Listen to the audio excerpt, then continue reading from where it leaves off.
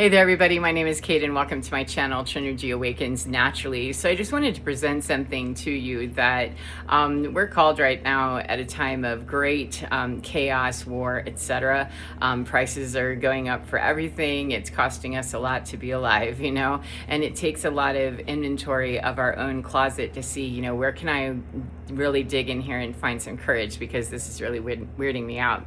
The deal is, though, is that in the past, the structures that are railing so hard and causing all of these major shifts and problems and creating real significant challenges is because those people those systems and the apex predators at the top of them, those systems themselves understand that they are the apex predator. The system is apex predator. It is that system. So if the system understands that, all of the people that act within that and all their little subsets of, this is where I'm the apex and you're my chum, and oops, that's where I'm chum, they understand that game and they play that game. And so their courage factor really doesn't have to be factored in, because they don't have to really be courageous to play in the Hunger Games. District 1 and 2 already knew what they were doing. So did District, everybody else. It's just that District 1 and 2 was part of their brainwashing to believe that, yeah, it's an honorable thing to be a kamikaze pilot. It's okay, it's great, you'll be greatly honored, your ancestors, etc., that we're going to highly train you, rig the game,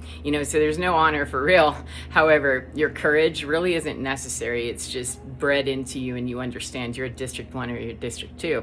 Likewise, it's equally as installed in District 12 that, yeah, I'm not that. I'm out here in the outlying district, right? Having to live with great courage. My courage has to be that, I'm going to be able to find food for my family and we don't starve to death, or that I will make it past the reaping, etc., that my sister will, etc. And so the courage factor really is quite different for someone living in a District 12 experience versus someone living in a District 1. And what I would challenge is that to break out of that game altogether requires that we well up the courage from within us and move past the fear that's within us, that District 12, we don't need to live in that kind of terror, and we also don't need to live in the blindness and the brainwashing of District 1 and 2, where it's an honor to do this crap. There's no honor in power differentials that are heavily weighted to win. There's no honor in District 1 and 2 behavior. There's zero. There's none. Only the very faint idea for me that a soldier would, absolutely 4 in, 4 out, that kind of thing, except it's not that. It's some of us are going in and only, 2 of us are coming out, and it's guaranteed to be District 1 and 2. However, you 4, you're definitely going to be playing the hard game and the long game with each other, eventually, right after you pick off the other 10 districts. It's a pretty brutal system, but the bottom line is that we all need to have courage. It's just that District 1 and 2, it's very easy when it's very easy to do, much easier to do when you're well funded and you're well supported and you are well brainwashed to, this is what you do, this is what you like, this is what we enjoy, this is, we love the honor of, honoring our ancestors. We love that, we love that. Really, truly, Pan Am didn't care. That was we just want the games. We need this, really gruesome game to go on here because human dogfighting is fun and we like human chess. This is hilarious. I love this.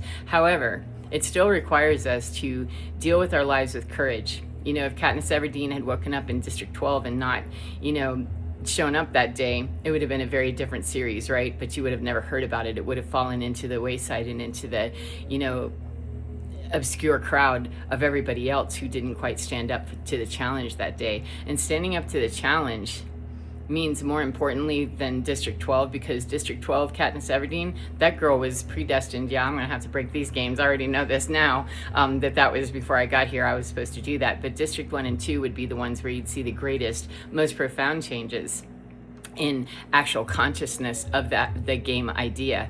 District 12 wasn't going to wait for that. Yeah, I don't have time for you guys to go through an ascension process. I'm going to need to just hack this right here, and me and my lame mate here, we're going to need to do this differently.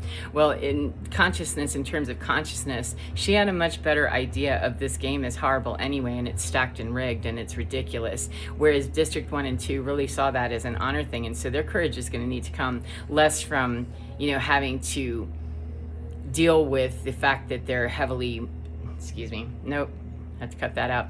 They're going to have to deal with the fact that their fear factor will come from, my God, their fear factor is likely to come from having to walk away from being well funded and well managed and well manipulated and say goodbye to their handlers. That's a whole lot when we've gotten used to power and money and, all kinds of debauchery and all kinds of wealth and influence. That can get away from us very quickly if we have no discipline. District 12, definitely likely to have discipline. Oh yeah, have to have discipline just to wake up and survive the day. Whereas District 1 and 2, you're waking up to survive the day is a crushing blow to your ego. That's a slightly different experience, and man, that shit looks greasy either way.